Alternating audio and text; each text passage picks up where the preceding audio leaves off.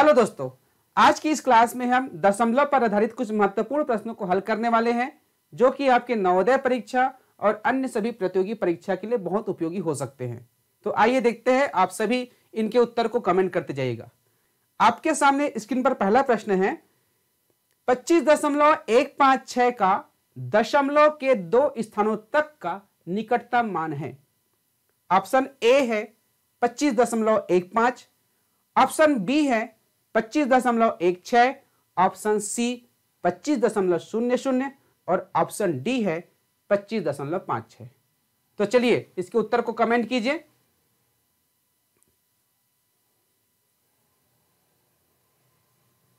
चलिए, अब इसमें से अधिकांश बच्चों का उत्तर सही आ चुका है और जिन बच्चों का उत्तर सही नहीं आए हैं उसे हम बता दें कि ऐसे प्रश्नों को आप किस प्रकार से हल कर सकते हैं।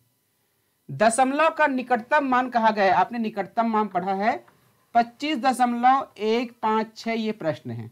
ठीक है, इसमें क्या कहा गया है, दशमलव के दो स्थानों तक का। तो दशमलव का दो स्थान कौन सा है, ये दशमलव है और ये हुआ पहला स्थान, ये हुआ दूसरा स्थान। अर्थात आपको इस संख्या को यहां तक रोक देना है। तो जब यहां तक रोक देना है तो इसके बाद कौन सी संख्या है इसे आपको देखना होगा। इसे देख रहे हैं तो आप पा रहे हैं कि ये 6 है जो कि 5 से ज्यादा है। यदि किसी संख्या के बाद में 5 या 5 से ज्यादा होता है तो जब हम इसे यहां से हटाते हैं तो इसके मान में 1 बढ़ जाता है। तो इस प्रकार से ये हो जाएगा 25.16 जब इसको हम हटाते हैं। तो ये जो उत्तर है वो सही है। आप देख सकते हैं कि कौन से ऑप्शन में है, ऑप्शन बी इसका सही उत्तर है। अब हम अगले प्रश्न की ओर आगे बढ़ते हैं। अगला प्रश्न आपके स्क्रीन पर है, 90 लीटर और 150 मिलीलीटर का दशमलव में मान होगा। बताइए।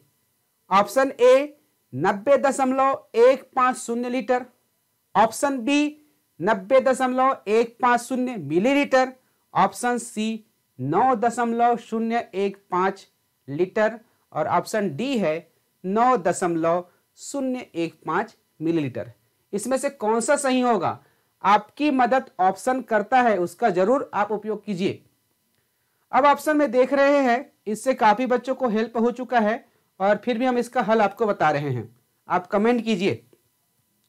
देखिए 90 लीटर, ठीक है, और 150 मिलीलीटर। 90 लीटर और 150 मिलीलीटर। अर्थात यदि इसको दशमलव में बदला जाता है तो ये 90 पहले से पूर्ण है, तो 90 तो दशमलव के पहले आएगा ही आएगा। अब इसे बदलना है तो आप जानते हैं कि 1 लीटर में 1000 मिलीलीटर होते हैं और 1000 मिलीलीटर का 1 लीटर होता है। इसे किस प्रकार से बदला जा सकता है, इसके लिए हमने बहुत ही बढ़िया वीडियो बनाया है, उसे आप सभी ने देखा है।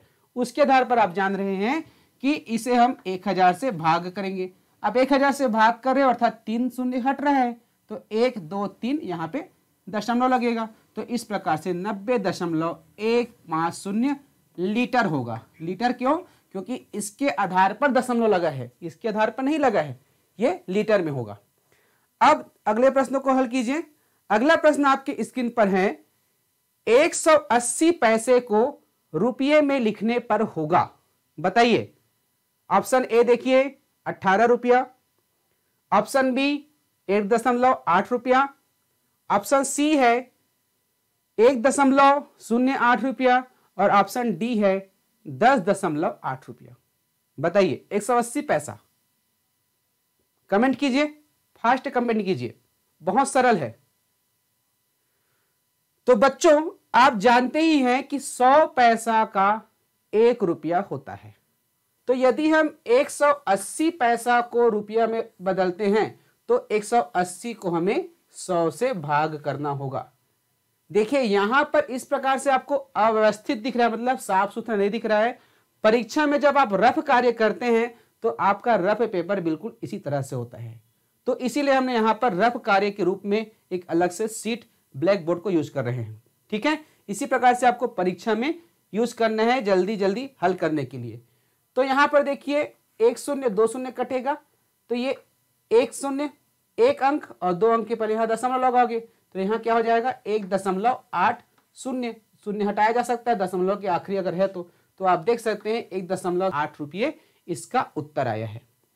अब अगला प्रश्न है, बहुत सरल है। देखिए, किसी दवाई की शीशी में लिखा है 120 मिलीलीटर, ठीक है, दवाई की शीशी में क्या लिखा है 120 मिलीलीटर, तो इसका मान लीटर में होगा। इसका अर्थ क्या है बताइए। दवाई की शीशी में मान जो है 120 मिलीलीटर है, मिलीलीटर में है, जिसे आपको लीटर में बदलना है। तो देख लीजिए ऑप्शन क्या कहता है, देख लीजिए। आप जानते हैं कि 1000 मिलीलीटर में 1 लीटर होता है, तो 1 मिलीलीटर के लिए क्या करेंगे, जितना मिलीलीटर दिया गया है उसे हम 1000 से भाग कर देंगे। तो 120 है, उसे आप 1000 से भाग कर दीजिए, ठीक है। तो देख सकते हैं एक शून्य कट गया, 1 0 1 0 2 शून्य और काटे हैं, तो यहाँ पर दोनों स्थान के पहले दशमलव लग जाएगा, तो 0.12 लीटर। आप देख सकते हैं ऑप्शन सी है इसका सही उत्तर होगा। दोस्तों, आपको लग रहा होगा कि कैसे लीटर को मिलीलीटर में बदला जाता है, कैसे रुपया को पैसा में बदला जाता है। तो इन सब के लिए हमने यूनिट कन्वर्टर का एक वीडियो बनाया है, इस वीडियो के लास्ट में मैं आपको दे दूंगा। अब हम चलते हैं अगले प्रश्न की ओर। 5वां प्रश्न है 16.6666 का दशमलव के 3 अंकों तक का निकटतम मान होगा। ये तो आप ऑप्शन देख के ही बता सकते हैं, इसके लिए कहीं प्रकार से हल करने की जरूरत नहीं है। दशमलव के बाद 3 स्थानों तक रोकना है। अभी आप देख रहे हैं दशमलव के बाद कितने स्थान तक है, 5 स्थान तक है, उससे आप 3 स्थान तक रोक लीजिए। चलिए इसका उत्तर कमेंट कीजिए, फिर मैं बताऊंगा।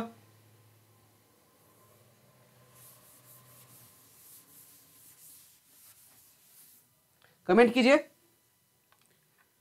दशमलव के 3 स्थान अर्थात ये 16 पहले रहेगा 6, अभी तीसरा कितने बार 6, देखिए ये प्रश्न है आपके सामने, ये प्रश्न है और इस प्रश्न में देख सकते हैं दशमलव के बाद 1 2 3 4 5 अंक तक है। तो इस 5 अंकों को आपको 3 अंक तक रोकना है। तो तीसरा अंक क्या है, 6 है, तो 6 के बाद क्या है, देखो जहां पर रोकना है उसके बाद वाले को देखना है। ये 6 है जो कि 5 से बड़ा है, तो इसमें 1 बढ़ जाएगा, ये हो जाएगा 16.667।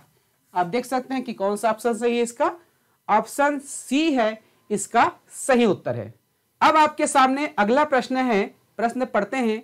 एक पेन की कीमत 5.50 रुपये है, तो 100 रुपये में अधिकतम कितने पेन मिलेंगे।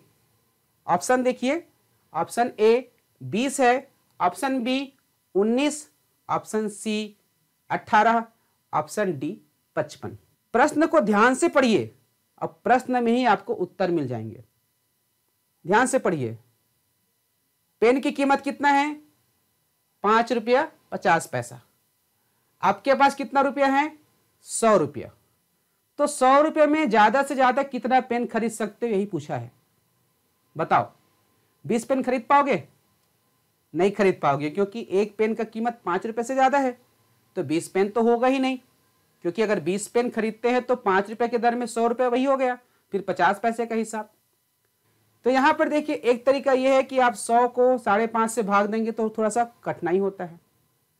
दूसरा जो तरीका है, आप जो है इस प्रकार से देखिए, 5 रुपया, ठीक है, और 50 पैसा, 50 पैसा, ठीक है। अब थोड़ा सोचिएगा, अब यदि हम 20 पेन लेते हैं तो 20 पेन लेते हैं तो यही 100 रुपया हो गया, और 20 पेन का 50 पैसा करके 10 रुपया होगा। तो इस प्रकार से देख सकते हैं कि 110 रुपये हो रहे हैं।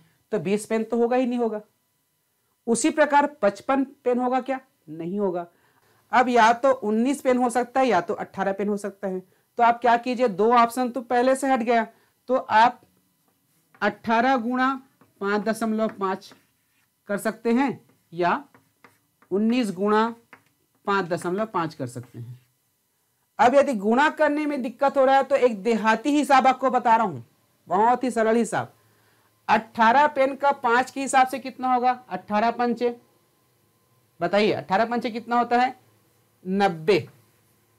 18 पंचे 90 रुपए होता है नहीं। और उसके बाद 18 तो 50 पैसा को मिलाओगे, हर पेन के लिए 50-50 पैसा और देना पड़ेगा नहीं, 5 रुपए के साथ साथ, तो 9 रुपये और होगा, तो 90 और 9 कितना हो गया, 99 रुपये हो गया। तो 100 रुपये में आप 99 रुपये खर्च करोगे तो 18 पेन मिल रहा है। यदि 19 पेन खरीदते हो तो 19 पंचे कितना हो गया, 95 रुपया, और 19 का आधा 100 से ज्यादा हो जाएगा।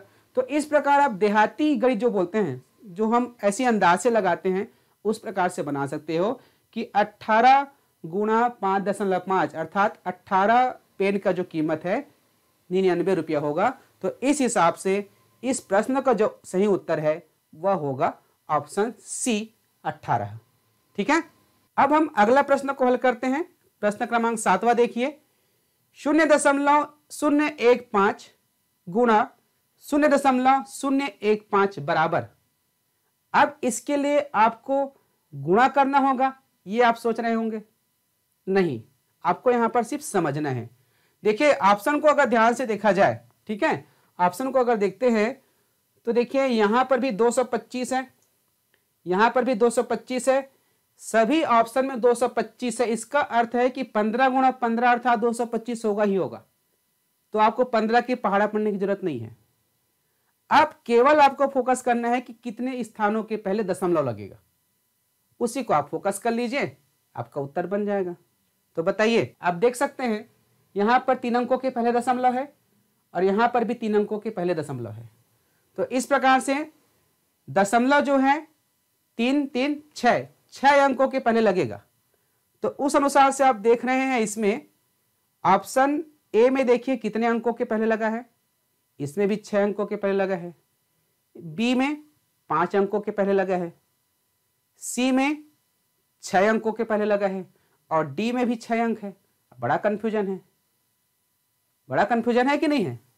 लेकिन आप सही तरीके से देखोगे तो 225 इसका उत्तर आ रहा है 15 गुणा 15।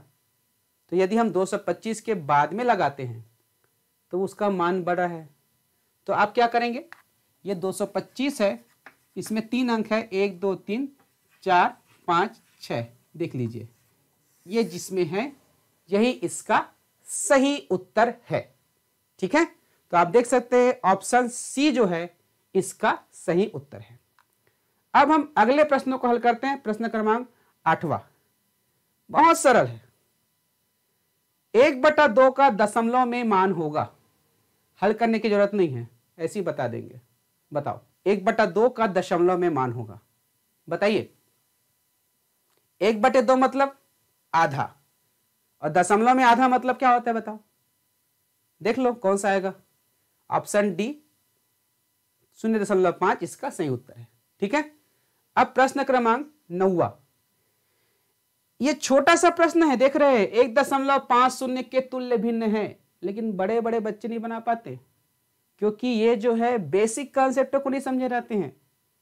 बेसिक कॉन्सेप्ट समझोगे तो देखते इसका उत्तर बना लोगे, समझ रहे हो, देखते इसका उत्तर बनेगा। बेसिक कॉन्सेप्ट समझते हो तो बेसिक कॉन्सेप्ट ये बोलते हैं कि 1.50 है। इसका उत्तर कमेंट तो करो पहले, फिर आगे बताता हूं। बताइए, हाँ इसका उत्तर कमेंट करें। 1.50 के तुल्य भिन्न कौन सा है बताओ तो, फिर मैं इसका उत्तर बताऊंगा। चलिए आगे बढ़ते हैं। तो आप पहले से देख रहे हैं, अगर देखेंगे तो दशमलव के इस ओर क्या रहता है, जो भी संख्या है वो पूरा का पूरा सहगा रहता है, और दशमलव के बाद वाला उसका टुकड़ा रहता है। समझ रहे हैं ना, समझाया था हमने बेसिक गणित में, अगर आपने नहीं देखा है तो देख लीजिएगा। बेसिक गणित में हमने बताया था कि दशमलव के पहले जो संख्या है वो अपने आप में पूर्ण है, तो इसे तो भिन्न के रूप में बदलने की जरूरत है ही नहीं, ये पहले से सही में रहेगा। 0.5 के लिए आप 50/100 करेंगे, क्योंकि 0.50 है तो दशमलव के बाद 2 अंक है, तो 50/100, तो 50 से कम 50 दूनी, आप देख सकते हैं एक सही 1/2 इसका उत्तर है। क्लियर है? हमने दशमलव को जब भिन्न में बदलना सिखाया, भिन्न को जब दशमलव में बदलना सिखाया, तो इस बेसिक कॉन्सेप्ट को बहुत अच्छे से बताया, उसको आप देख लीजिएगा, बहुत उपयोगी रहेगा आपके लिए। अब आगे प्रश्न है, अगला प्रश्न है 10वां प्रश्न, जो आज की वीडियो का आखिरी प्रश्न है। अब इसे बताइए, जल्दी बताइए, 0.004 बराबर है, बताइए। ऑप्शन ए देखिए, बी, सी और डी। बताइए 0.004 बराबर कौन सा है? 0.004।